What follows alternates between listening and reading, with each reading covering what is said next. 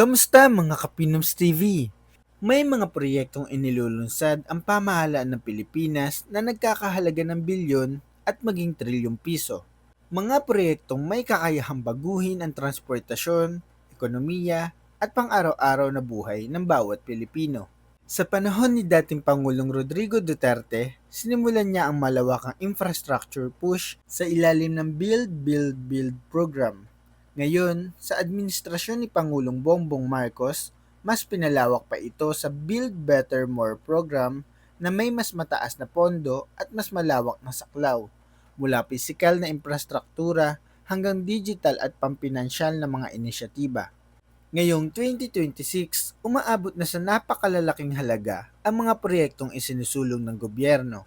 Ngunit kasabay ng laki ng pondong ito ay ang tanong ng publiko: saan napupunta ang pera ng bayan at sulit ba ang bawat sentimo? Sa video na ito, tatalakayin natin ang 10 pinakamahal na proyekto ng gobyerno ng Pilipinas ngayong 2026. Simulan na natin. Number 10. National Fiber Backbone Phase 2 and 3. Isa sa mga tahimik ngunit strategic na proyekto ng pamahalaan ay ang pagpapatuloy ng National Fiber Backbone Phase 2 and Phase 3. Teka, ano nga ba ito? Ang National Fiber Backbone Project ay proyekto ng gobyerno para magtayo ng sarili nitong high-speed internet network gamit ang fiber optic cables upang direktang ikonekta ang mga ahensya ng pamahalaan, ospital, paaralan at LGU, lalo na sa mga probinsya, ng mas mabilis, mas mura, at mas ligtas kumpara sa pag-asa sa pribadong internet providers. Ang proyektong ito ay hindi kasing ingay ng mga tulay o riles ng tren. Ngunit kritikal ito sa modernisasyon ng buong sistema ng gobyerno. Sa halagang tinatayang 30 hanggang 35 billion pesos, pinangungunahan ng Department of Information and Communications Technology ang proyektong ito bilang bahagi ng mas malawak na digital transformation agenda ng bansa. Kapag ganap nang naipatupad ito, inaasahang bababa ng malaki ang gastusin ng gobyerno sa lease internet services na umaabot din sa bilyon kada taon. Mas mahalaga pa rito, mapapabilis ang transaksyon sa mga tanggapan ng gobyerno, mapapalakas ang data sharing sa pagitan ng mga ahensya, at mas magiging handa ang Pilipinas sa e-governance, cloud systems, at digital public services pagsapit ng 2026. Number 9. Mindanao Railway Project Phase 1 and 2. Ang Mindanao Railway Project ay isa sa pinakamalaking pangarap na infrastruktura sa katimugang bahagi ng bansa. Sa loob ng maraming dekada, umaasa ang Mindanao sa road-based transport na madalas maapektuhan ng trapiko, mataas na fuel cost at limitadong kapasidad. Ang Phase 1 at Phase 2 ng proyekto ay naglalayong magtatag ng modernong railway system na magdurugtong sa mga pangunahing lungsod at sentrong pang-ekonomiya sa Davao Region at mga kalapit na lugar. Tinatayang nagkakahalaga ng 70 hanggang 75 billion pesos ang unang dalawang yugto ng proyekto. Ayon sa Department of Transportation, mahalaga ang proyektong ito upang mapababa ang gastos ng pagbiyahe ng mga produkto, partikular ng agricultural goods, mula sa mga probinsya patungo sa urban centers. Sa pangmatagalan, inaasahang makatutulong ito sa paglikha ng trabaho, pag-unlad ng regional trade, at mas balanseng paglago ng ekonomiya sa labas ng Metro Manila. Bagamat dumaan sa mga rebisyon ang disenyo at timeline, itinuturing pa rin itong isa sa mga susi sa pangmatagalang kaunlaran ng Mindanao. Number 8. New Senate Building Complex. Isa sa mga proyektong patuloy na pinagdedebatihan ng publiko ay ang New Senate Building Complex na itinatayo sa Taguig City. Layunin ng proyektong ito na bigyan ang Senado ng isang permanenteng tahanan matapos ang maraming taon ng paninirahan sa inuupahang gusali. Ayon sa mga opisyal, ang bagong gusali ay idinisenyo upang mas ligtas, mas efficient at mas angkop sa modernong legislative work. Ang tinatayang halaga ng proyekto ay nasa 23 hanggang 25 billion pesos. Mataas ang gastusin dahil sa mga kinikailangang high security features, disaster resilient design, advanced ICT infrastructure, at mga pasilidad tulad ng plenary hall, committee rooms, archival facilities at isang Senate Museum. Iginiit ng pamahalaan na bagamat malaki ang initial cost, mas makakatipid ito sa pangmatagalang gastos sa renta at mas mapapabuti ang kondisyon ng trabaho ng mga mambabatas at kawani ng Senado. Number 7. Nationwide Flood Control Projects. Sa ikapitong pwesto ay hindi iisang mega project, kundi isang malawak na hanay ng nationwide flood control projects na ipinapatupad sa iba't ibang bahagi ng bansa. Taon-taon, kabilang ang pagbaha sa pinakamalaking suliraning kinahaharap ng Pilipinas, lalo na sa mga urban areas, mabababang lugar, at mga probinsyang madalas daanan ng bagyo. Dahil dito, naglaan ng pamahalaan ng pinagsama-samang pondong humigit sa 100 billion pesos para sa flood control initiatives na aktibo hanggang 2026. Pinangungunahan ng Department of Public Works and Highways o DPWH ang mga proyektong ito na kinabibilangan ng pagtatayo at pagpapalakas ng river dikes, pumping stations, drainage improvement systems, river dredging at rehabilitasyon ng mga estero at daluyan ng tubig. Sa papel, malinaw ang layunin, bawasan ang epekto ng pagbaha, protektahan ang kabuhayan ng mga komunidad, at maiwasan ang bilyong-bilyong pisong pinsala sa infrastruktura at negosyo taon-taon. Gayunpaman, sa kabila ng laki ng pondong inilaan, nananatiling ramdam ng maraming Pilipino ang matinding pagbaha sa tuwing may malakas na ulan. Dahil dito, naging sentro ng atensyon ng publiko ang flood control projects, lalo na sa gitna ng mga ulat at investigasyon tungkol sa umano'y katiwalian, substandard na proyekto, at mga istrukturang hindi tumatagal. Sa social media at mga balita, madalas itanong kung bakit pa ulit-ulit ang paggastos, ngunit tila hindi nararamdaman ang pangmatagalang solusyon. Dito mas nagiging malinaw na ang flood control project ay hindi lamang usapin ng dami ng pondong inilalabas, kundi ng tamang disenyo, maayos na implementasyon at matinding transparency. Sa mga proyektong direktang nakakaapekto sa kaligtasan at ari-arian ng mamamayan, ang bawat perasong ginagastos ay kailangan masusing binabantayan, sapagkat sa huli, ang kabiguan ng flood control ay hindi lang numero sa budget, kundi buhay at kabuhayan ang kapalit. Number 6. New Manila International Airport, Bulacan Airport. Kahit na isa itong public-private partnership, itinuturing pa rin ng New Manila International Airport sa Bulacan bilang isa sa pinakamalalaking state-supported infrastructure projects ng bansa. Layunin nitong solusyonan ang matagal ng problema ng congestion sa Ninoy Aquino International Airport at ihanda ang Pilipinas sa patuloy na paglaki ng air travel sa rehiyon. May kabuuang halaga itong mahigit 740 billion pesos at inaasahang makakapagserbisyo ng hanggang 100 milyong pasahero kada taon kapag ganap nang natapos. Dinisenyo ang paliparan na may 4 na runways, modernong terminal facilities at flood-resilient engineering upang makayanan ang matitinding bagyo at pagtaas ng tubig.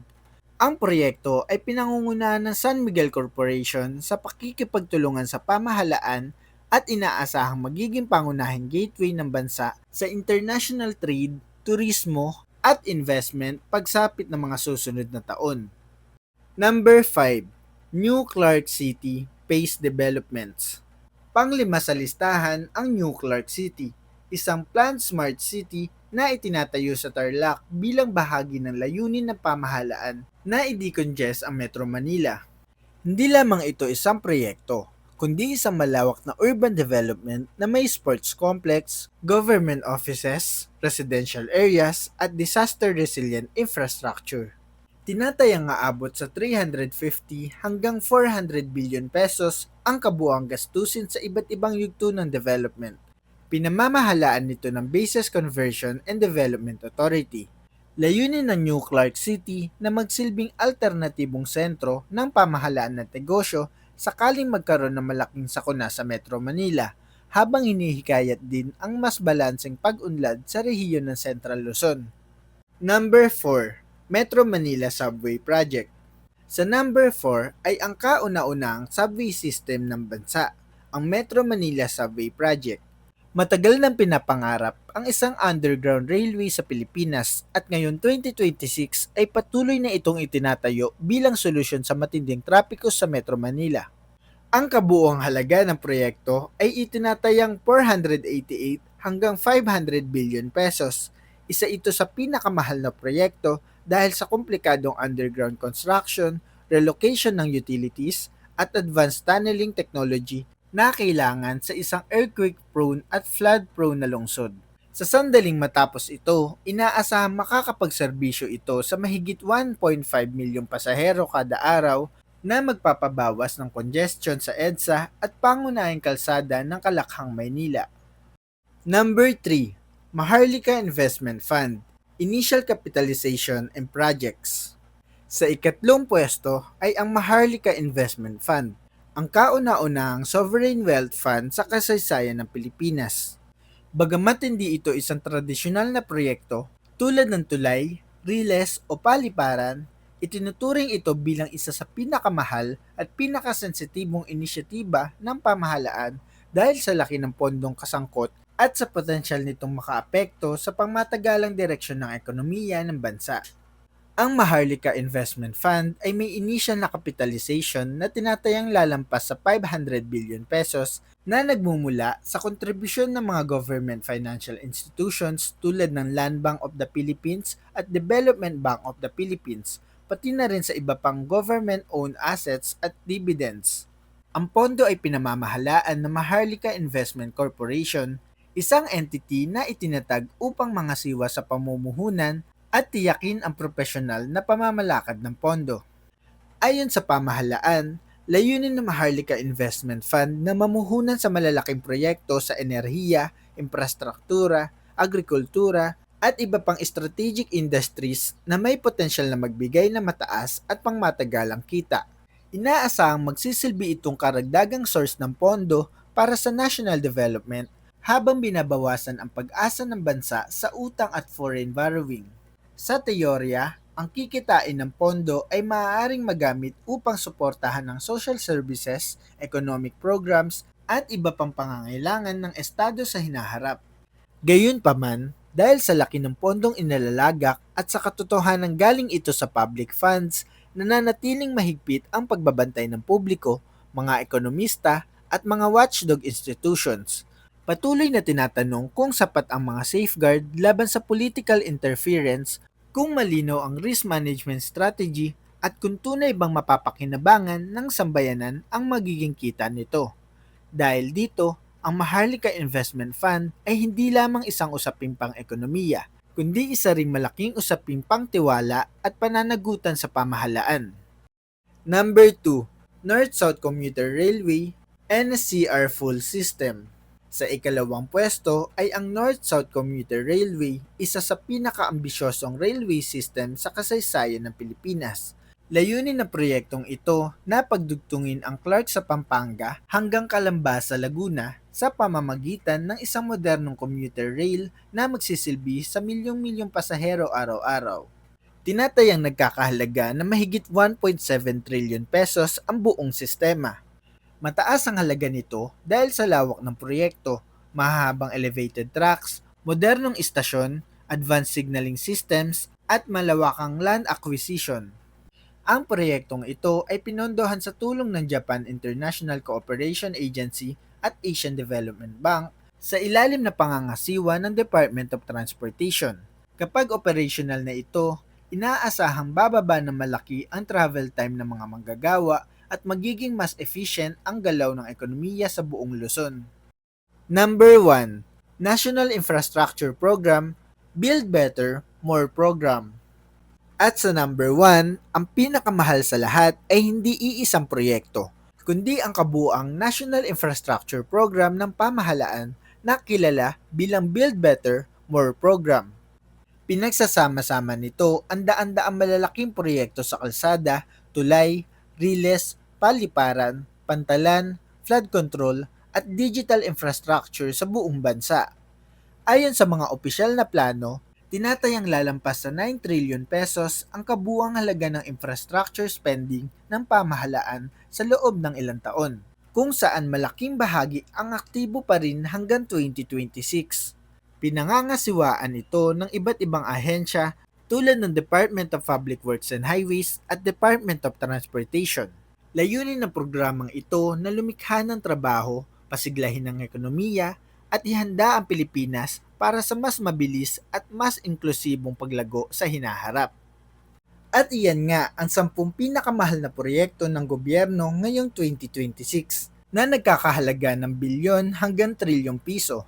Mga proyektong humuhubog sa kinabukasan ng Pilipinas. Sa tamang pagpapatupad, maaari itong magbukas ng mas maraming trabaho, mas maayos na transportasyon at mas matibay na ekonomiya para sa susunod na henerasyon. Ngunit sa laki ng pondong ginagastos, malinaw na hindi sapat ang pangako lamang. Kailangan ng maayos na pamamahala, transparency, at patuloy na pagbabantay upang matiyak na ang bawat proyekto ay tunay na nagsisilbi sa mamamayan. Ngayon, gusto naming marinig ang opinyon mo. Sa tingin mo ba ay sulit ang mga proyektong ito? Alin ang pinaka nakikita mong may positibong epekto sa iyong buhay? At alin ang dapat mas tutukan ng pamahalaan? Kung nagustuhan mo ang video na ito, i-like, i-share at mag-subscribe sa ating channel para mas updated ka sa mga paparating pa nating mga videos. Mga Kapinoms TV, maraming salamat sa panonood. Hanggang sa muli, ito ang Pinoms TV.